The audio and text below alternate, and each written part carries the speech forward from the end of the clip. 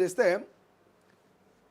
కర్రెగుట్టల్లో రహస్యం, చారిత్రక గుహల్లో ఆదివాసీల స్థిర నివాసం 1970 నుంచి 80 దశకాలంలో అంతా చిక్కని దాడులు. 1990లో కలెక్టర్ ఆదేశాలతో గుట్ట దిగిన ఆదివాసీలు, పామునూరులో ఊచకోతతో బెంబేలెత్తిన గ్రామాలు, నేటి వరకు అటువైపు చూడని గిరిజనులు, మావోయిస్టులకు సేఫ్ ప్లేస్ భద్రతా బలగాల ఆపరేషన్. అసలు కర్రెగుట్టల్లో ఏముంది? యురేనియం, ఐరన్, డైమండ్స్, ముడిసరుకు లభ్యమవుతుందా? నక్సల్స్ లేఖకు స్పందించిన కేంద్రం అంటూ మనకు ఒక వార్త ఇక్కడ హైలైట్ కనిపిస్తోంది. అది 3వ పేజీలో ఉంది, ఒకసారి చూద్దాం. అద్భుతంగా రాసిరు. ఇక్కడ ఏమన్నా స్పెషల్ స్టోరీ అని రాసిరు. ఏం రాసిరు ఇక్కడ స్పెషల్ స్టోరీ అంటే కర్రెగుట్టల్లో రహస్యం అంటూ వార్త రాసిరు. చారిత్రక గుహల్లో ఆదివాసుల స్థిర నివాసం అంటూ ఇక్కడ పూర్తి స్థాయి కథనాన్ని రాసినట్టు తెలుస్తోంది. ఆ కథనం చదివితే, ఆపరేషన్ కగారుతో కర్రెగుట్టలపై దేశవ్యాప్తంగా చర్చ జరుగుతున్నది. మావోయిస్టులకు సేఫ్ ప్లేస్గా ముద్రపడిన ఈ గుట్టల చరిత్రపై అందరూ ఆరా తీస్తున్నారు. ఈ నేపథ్యంలో కర్రెగుట్టలపై స్వేచ్ఛ ఇన్వెస్టిగేషన్ చేసింది. ఈ గుట్టల ప్రకృతి రమణీయతకు ఆనవాలు, నల్లటి కొండలు, ఇక పచ్చటి చెట్లు, పక్షులు, కిలకిల రాగాలు, ఇక సెలయేట్ల పరవళ్ళు వెరసి స్వచ్ఛమైనటువంటి వాతావరణానికి కర్రెగుట్టల ప్రాంతాలు ప్రత్యేక నిలయాలు. ఇలాంటి స్వచ్ఛమైన ప్రకృతిలో 1970-80 దశకాలంలో ఆదివాసులు అక్కడ గుహలను నివాస స్థావరాలుగా ఏర్పరచుకొని జీవనం కొనసాగించారు.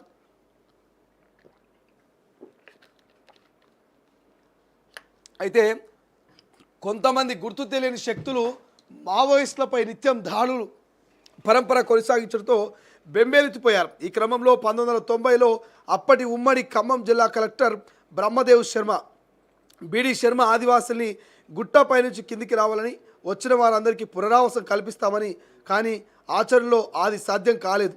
గుట్టపైన ఉన్న సౌకర్యాలు కింద లేనప్పటికీ నివాస యోగాలను తమకు చేతనైన స్థాయిలో చేసుకొని ఉంటున్నారు. పైన లభించిన అటవీ ఉత్పత్తుల్లో కానీ కింద కూడా లభించడంతో పైకి వెళ్ళాలనే ఆలోచన ఆదివాసీ ప్రజలు విరమించుకున్నారు. అలాంటి కర్రెగుట్టల ప్రాంతం రాను రాను మావోయిస్టులకు కోటగా మారిపోయింది. ఈ ప్రాంతంలో అడవులు చుట్టూ ఉండడంతో కష్టతరమైనటువంటి ప్రదేశంగా మారింది. మావోయిస్టులకు సురక్షిత ప్రదేశం అయింది.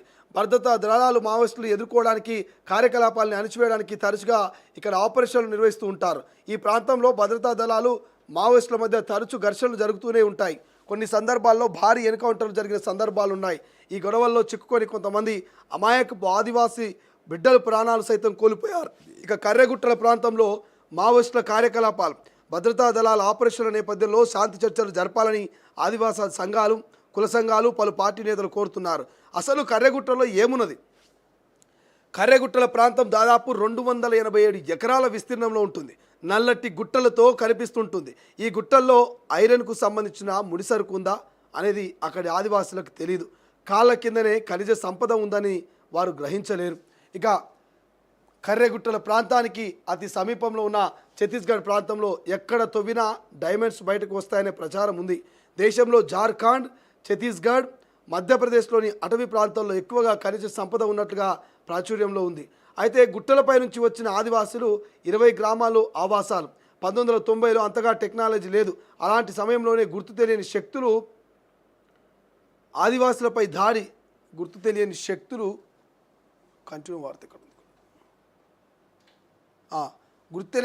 ఆదివాసులపై దాడి ఎందుకు చేశారో వారికి అర్థం కాలేదు. గుట్టల ప్రాంతం నుంచి కింది ప్రాంతంలో ఆవాసాలు ఏర్పాటు చేసుకుని నివాసం ఉంటున్న ఓ గ్రామం పామునూరు గ్రామస్తులు ఎందుకు ఊచకోత కోశారు? ఇప్పటికీ సమాధానం లేని ప్రశ్నగా మిగిలింది. కర్రెగుట్టల పైనుంచి వచ్చిన ఆదివాసులు కానూరు, జల్లా కాలనీ, డోలి, చెలిమల, పామునూరు, కలిపాక, ముత్తారం, పెంకపాగు, సీతారాంపురం, పెనుగోటి కాలనీ, ఒట్టిమామిడి, బొల్లారం, ఆరుగుంటపల్లి, ప్రగల్లపల్లి, మురుమూరు, కరివేనిగుప్ప, మల్లాపూర్ గ్రామాలను ఆవాసాలుగా చేసుకొని ప్రస్తుతం నివాసం ఉంటున్నారు. తాజాగా కర్రెగుట్టల ప్రాంతంలో భద్రతా బలగాలకు మావోయిస్టులకు జరుగుతున్న ఘర్షణలో ఆదివాసీ గ్రామాలు బిక్కుమంటున్నాయి. విరివిరిగా డైమండ్స్, ఐరన్ లభ్యమట. కర్రెగుట్టల ప్రాంతంలో విరివిరిగా డైమండ్స్కు సంబంధించిన ముడిసరుకు, ఐరన్కు సంబంధించిన ముడిసరుకు కూడా లభ్యమవుతుందని విస్తృత ప్రచారం సాగుతోంది. అయితే ఐరన్, యురేనియం, డైమండ్స్తో పాటు 29 రకాల ఖనిజ ఉత్పత్తికి మావోయిస్టులు అడ్డుగా ఉన్నారని కేంద్ర ప్రభుత్వం ఇక్కడ దాడులకు పూనుకుందా అనే చర్చలు జరుగుతున్నాయి. యురేనియం కోసం ప్రత్యేక టన్నెల్ ద్వారా రైలు మార్గమట. కర్రెగుట్టల ప్రాంతంలో నిక్షిప్తమైనటువంటి యురేనియం తవ్వకాల కోసం ప్రత్యేక టన్నెల్ ద్వారా రైలు మార్గం వేసేందుకు ప్రణాళిక చర్యలు కేంద్ర ప్రభుత్వం చేపడుతుందనే మరో వాదన. ఇక యురేనియం విమాన సంబంధిత మెటీరియల్ కోసం ఉపయోగిస్తారు. ఇది బంగారం కంటే విలువైన ఖనిజంగా భావిస్తుంటారు. ఇకపోతే రాళ్లలో ఐరన్ లభించడంతో పాటు కర్రెగుట్టల ప్రాంతంలో డైమండ్స్కు సంబంధించిన కొన్ని కడ్డీలు మొక్కలుగా భూమిలో నుంచి పైకి ఎదుగుతాయట. భూమి నుంచి బయటకు వచ్చి నిటారుగా నిలిచి ఉంటాయట. అంతేకాదు ఈ ప్రాంతంలో ఐరన్ నిక్షేపాలు ఉన్నాయని ఒక చిన్న రాయి తీసుకొచ్చి కొలిమిలో పెడితే గొడ్డలి తయారయ్యేంత ఇనుప ఖనిజం వస్తుందని అక్కడి వారు తెగ మాట్లాడుకుంటున్నారు. మొత్తంగా ఆపరేషన్ కగార్ నేపథ్యంలో రకరకాల చర్చలు అయితే జరుగుతున్నాయి. ఇక నక్సల్స్ లేఖకు స్పందించిన కేంద్రం అంట. మావోయిస్టులు కేంద్ర ప్రభుత్వంపై ప్రయోగించిన శాంతి చర్చలకు సంబంధించినటువంటి 4వ లేఖ సత్ఫలితాలను ఇచ్చింది. గతంలో కర్రెగుట్టల ప్రాంతంలో కూమింగ్ నిర్వహిస్తున్నప్పుడు 3 లేఖల్ని మావోయిస్టులు శాంతి చర్చలకు అవకాశం ఇవ్వాలని కోరారు. అయితే కేంద్ర ప్రభుత్వం నుంచి ఆశించిన స్థాయిలో స్పందన రాలేదు. ఆపరేషన్ కగారు జోరందుకున్న సమయంలో వివిధ కుల సంఘాలు, ప్రజా సంఘాలు, ఆదివాసీ సంఘాలు, వామపక్ష పార్టీలు, ఇతర మావోయిస్టులతో కేంద్ర ప్రభుత్వం శాంతి చర్చలు జరపాలని కోరారు. అయినప్పటికీ కేంద్ర ప్రభుత్వం ఏమాత్రం స్పందించలేదు. అయితే మావోయిస్టుల కేంద్ర కమిటీ సభ్యుల ఆదేశాలతో అధికార ప్రతినిధి జగన్ పేరిట 4వసారి ప్రయోగించిన లేఖలో కేంద్ర ప్రభుత్వం శాంతి చర్చలు జరిపింది. 6 నెలల వరకు కాల్పుల విరమణను అమలు చేస్తామని పేర్కొన్నది.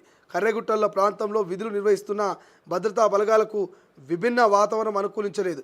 అధిక ఉష్ణోగ్రతలు, డిహైడ్రేషన్ భద్రతా బలగాలకు తీవ్ర ఇబ్బందులు చోటు చేసుకోవడంతో అనారోగ్యానికి గురైన వారిని ప్రత్యేక హెలికాప్టర్లో బీజాపూర్ ఆసుపత్రికి తరలించి వైద్యం అందించారు. కర్రెగుట్టల ప్రాంతాన్ని 60% వరకు తమ ఆధీనంలోకి తెచ్చుకున్న భద్రతా బలగాలు ఆరోగ్యపరంగా ఇబ్బందులు ఎదుర్కొంటున్నారు. దీంతో కేంద్ర ప్రభుత్వం మావోయిస్టుల 4వ లేఖకు స్పందించింది. సిఆర్పిఎఫ్ బలగాలు తక్షణమే సంబంధిత హెడ్ క్వార్టర్స్లో రిపోర్ట్ చేయాలని ఆదేశాలు జారీ చేసింది. సో ఇక్కడ చూడండి, ప్రభుత్వం ఏమాత్రం స్పందించలేదు. అయితే మావోయిస్టులు కేంద్ర కమిటీ సభ్యుల ఆదేశాలతో అధికారిక ప్రతినిధి జగన్ పేరిట 4వసారి ప్రయోగించిన లేఖలో కేంద్ర ప్రభుత్వం శాంతి చర్చలు జరిపింది. 6 నెలల వరకు కాల్పుల విరమణ అమలు చేస్తామంటూ పేర్కొన్నదట. ఇది ఒక్కటి కంప్లీట్ చేద్దాం. యురేనియం, ఐరన్, డైమండ్స్ ఉన్నాయా? కర్రెగుట్టల గోలో ప్రాంతంలో యురేనియం పాయింట్ ఉన్నట్టుగా మావోయిస్టులు గుర్తించారా? ఇది గమనించిన కేంద్ర ప్రభుత్వం అక్కడ మకాం వేయాలనుకుంటుందా? అందుకే మావోయిస్టులు కేంద్ర బలగాల మధ్య యుద్ధం జరుగుతుందా అంటే మాత్రం అనేక డౌట్స్ వ్యక్తమవుతున్నాయి. కర్రెగుట్టల ప్రాంతంలో యురేనియం, ఐరన్, డైమండ్స్తో పాటు 29 రకాల ఖనిజాలు ఉన్నట్టుగా కేంద్ర ప్రభుత్వం గుర్తించినట్టుగా ప్రచారం జరుగుతున్నది. ఇందుకోసమే గత 10 సంవత్సరాల క్రితం కర్రెగుట్టల ప్రాంతానికి హెలికాప్టర్లు వచ్చిందని స్థానికంగా తెగ మాట్లాడుకుంటున్నారు. 10 ఏళ్ల క్రితం కర్రెగుట్టల ప్రాంతంలో కూలిపోయిన హెలికాప్టర్ ఆనవాళ్ళు ఇప్పటికీ అక్కడే ఉన్నట్టుగా సమాచారం. ఖనిజ సంపద సర్వే కోసమే వెళ్ళి పడిపోయిందా, లేదంటే మరో పనికైనా వెళుతూ అనుకోకుండా ఎత్తుగా ఉన్న గుట్టను సిగ్నల్స్ లేని కారణంగా ఢీకొట్టిందా అనేది ఇప్పటికీ ప్రశ్నార్థకంగానే మిగిలిపోయింది. రైట్, ఒక్కసారి ఈ కర్రెగుట్టల స్టోరీ మొత్తం కూడా మనం చూసినాం. కర్రెగుట్టల స్టోరీ మొత్తం కూడా చదివినాం. ఏందయ్యా ఈ కర్రెగుట్టల కథ అని మనం మొత్తం కనుక వింటే, మొత్తం కనుక చదివి చూపించిన మీకు వినిపించే ప్రయత్నం చేసినా, మరి కర్రెగుట్టల్లో ఏం జరుగుతుంది, కర్రెగుట్టల్లో ఏం జరుగుతుంది?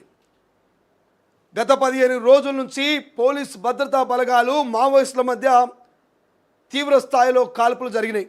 ఓవైపు 25-30 వేల మంది పోలీసు బలగాలు, ఇంకోవైపు 2-3 వేల మంది మావోయిస్టులు. కర్రెగుట్టలే యుద్ధరంగంగా, కర్రెగుట్టలే ఇక మెయిన్ టార్గెట్గా పోలీస్ భద్రతా బలగాలు, మావోయిస్టులు. ఇక ఇద్దరి మధ్య కాల్పులు జరిగినాయి. ఇక్కడ కొంతమంది పోలీస్ బలగాలు మృతి చెందితే అక్కడ మావోయిస్టులు కొంతమంది చనిపోయినటువంటి పరిస్థితి. బట్ ఎట్టకేలకు చాలా రోజుల నుంచి శాంతి చర్చలు జరపాలి, మావోయిస్టుల ఎన్కౌంటర్లు ఆపాలి అని ప్రజా సంఘాలు, మేధావులు, పౌరహక్కు సంఘాలు, మరి ప్రజాప్రతినిధులు మాట్లాడుతున్నటువంటి నేపథ్యంలో మావోయిస్టు అధికార ప్రతినిధి జగన్ 4వ లేఖ రాసిండు. ఈ 4వ లేఖకు కేంద్ర ప్రభుత్వం స్పందించింది. మరి స్పందించి ఏం చెప్పిందంటే, 6 నెలల పాటు కాల్పుల విరమణ ఆపుతూ ఉన్నాం, ఎట్టి పరిస్థితుల్లో ఎన్కౌంటర్లు జరగవు, మరి అక్కడటువంటి పోలీస్ బలగాలన్నీ కూడా వెనక్కి రావాలి, వచ్చే హెడ్ క్వార్టర్స్లో మీరు రిపోర్ట్ చేయాలంటూ కేంద్ర ప్రభుత్వం ఈ శాంతి చర్చలకు మరి ఒప్పుకున్నట్టు తెలుస్తూ ఉంది. ఆపరేషన్ కగార్కు బ్రేక్ పడింది, ఆపరేషన్ కర్రెగుట్టలకు తాత్కాలిక బ్రేక్ పడ్డట్టు తెలుస్తోంది. బట్ ఈ బ్రేక్ ఎందుకు పడ్డది? ఈ కర్రెగుట్టల చుట్టే ఎందుకు కాల్పులు జరుగుతున్నాయి, కర్రెగుట్టల్లో ఏముంది అనేటువంటి ప్రశ్నలు అందరికీ తలెత్తున్నాయంట. దానికి ఇంకో వర్షన్ ఏంటంటే, ఇప్పుడు మనం చదువుకున్నాం, కర్రెగుట్టల్లో యురేనియం ఉన్నదట, కర్రెగుట్టల్లో డైమండ్స్ ఉన్నాయట, కర్రెగుట్టల్లో బంగారం లాంటి నిక్షేపాలు ఉన్నాయట, కర్రెగుట్టల్లో వజ్ర వైడూర్యాలు ఉన్నాయంట అనేటువంటి ప్రచారం జరుగుతుందట. కర్రెగుట్టల్లోని ఒక రాయిని తీసుకొని పోయి మండుతున్నటువంటి కొలిమిలో కనుక పెడితే ఆ రాయి ఒక గొడ్డలవుతుందంట. ఆ రాయి ఒక గొడ్డలవుతుందంట. అంటే ఒక్కసారి ఆలోచించండి కర్రెగుట్టలకు ఉన్నటువంటి పవర్ ఏంటో, కర్రెగుట్టల్లో దాగున్నటువంటి నిధులేంటో ఒక్కసారి ఆలోచించేటటువంటి ప్రచారం జరుగుతుందట. గతంలో ఆదివాసులని ఆ గుట్టల పైన ఉంటే ఆ గుట్టల పైనుంచి కిందికి దించిరట. గుట్టల పైన సేఫ్ కాదు, అక్కడ ఖనిజ సంపద ఉన్నది, అక్కడ ఉన్నటువంటి మిమ్మల్ని చంపుతారన్నటువంటి నెపంతో గతంలో ఒక ఊరునంతా కూడా ఊచకోత కోసిరట. అభం శుభం తెలియని అమాయకుపు ఆదివాసీ బిడ్డల్ని గతంలోనే పొట్టర పెట్టుకురట. గతంలో ఒక హెలికాప్టర్ కూడా కూలిపోయిందట ఆ కర్రెగుట్టల్లో. మరి ఆ హెలికాప్టర్ ఎందుకు కూలింది, ఆ ఆదివాసీ బిడ్డల్ని ఎందుకు చంపిర్రు? ఈ మిస్టరీకి ఇంతవరకు ఆన్సర్ లేదట. ఈ మిస్టరీ ఇంతవరకు మరి వీడనటువంటి పరిస్థితి అట. ఎందుకు మావోయిస్టులు కర్రెగుట్టాలని స్థావరంగా మార్చుకున్నారు? అక్కడటువంటి వజ్ర వైడూర్యాలకు, యురేనియానికి, మరి ఖనిజ సంపదకు వాళ్ళు సైనికులు లెక్క ఏమైనా మావోయిస్టులు ఉన్నారా? రక్షకులు లెక్క ఏమైనా మావోయిస్టులు ఉన్నారా? మావోయిస్టులు తప్పించి ఖనిజ సంపదను దోచుకపోదామని మరి ఏమైనా కార్పొరేట్ సంస్థలు చూస్తున్నాయా? కర్రెగుట్టల మీద కన్నేసినాయా అనేటువంటి మిలియన్స్ ఆఫ్ ప్రశ్నలు అక్కడటువంటి ఆదివాసులకు, అక్కడటువంటి ప్రజలకు తలెత్తున్నాయట. బట్ ఏదేమైనా కాల్పుల విరమణ జరగాలి, శాంతి చర్చలు జరగాలి, ఎన్కౌంటర్లు ఆపాలి అనేటువంటి ప్రజా వాయిస్, ప్రజల గొంతులన్నీ కూడా వాళ్ళు వినిపించే ప్రయత్నం చేసి ఎట్టకేలకు కేంద్ర ప్రభుత్వం శాంతి చర్చలకు ఒప్పుకొని మరి 6 నెలల పాటు అయితే తాత్కాలికంగా బ్రేక్ వేసినట్టు తెలుస్తూ ఉంది. మరి ఇక కర్రెగుట్టల్లో, ఇక్కడ కనబడుతున్నటువంటి కర్రెగుట్టలో మరి నిజంగానే వజ్ర వైడూర్యాలు ఉన్నాయా, ఖనిజ సంపద ఉన్నదా, ఏముంది, యురేనియం ఉన్నదా, డైమండ్స్ ఉన్నాయా అనేది తెలియదు. కానీ 29-30 రకాల ఖనిజ సంపదని మరి ఇన్ని రోజుల పాటు మావోయిస్టులు కాపాడారు అనేది క్లియర్గా తెలుస్తుంది అంటూ ఇక్కడ వార్త అయితే కనిపిస్తుంది. చూద్దాం భవిష్యత్తులో ఏం జరుగుతుంది. ఇవన్నీ కూడా మనం కళలో కూడా చూడకూడదు. ఇటువంటి డైమండ్స్ నేనైతే చూడలేదు, ఇక మిగతా వాళ్ళు ఎవరైనా చూసుకుంటారు. డైమండ్స్ కానీ, వజ్ర వైడూర్యాలు కానీ, ఇటువంటి యురేనియం లాంటివి నేనైతే కళలో కూడా ఊహించకపోవచ్చు, కళలో కూడా చూడకపోవచ్చు. కానీ ఇటువంటి సంపద ఎంతో ఉన్నదట. కింద కర్రెగుట్టల కింద ఎంతో సంపద ఉన్నదట. ఈ యురేనియం లాంటివి అన్నీ కూడా బంగారం కంటే ఎక్కువ రేటు ఉంటాయట. సో మరి వాటిని తవ్వుకోపోయే ప్రయత్నమో, ఆ గుట్టల్ని పగలగొట్టే ప్రయత్నమో ఏందో తెలియదు. కానీ మొత్తం మీద అయితే కర్రెగుట్టల చుట్టూ ఒక కథ అయితే నడుస్తుంది అనేది బయట ప్రచారం అవుతుందట. ఒక కర్రెగుట్టల్లో ఒక రాయిని తీసుకుపోయి మండుతున్న కొలిమిలో పెడితే గొడ్డలు అవుతుందట. మరి అది వాస్తవమా కాదా తెలియదు. కానీ అంత ప్రయారిటీ కర్రెగుట్టల్లో ఉన్నటువంటి ఖనిజ సంపదకు ఉన్నదంటూ మనకు వార్త కనిపిస్తుంది.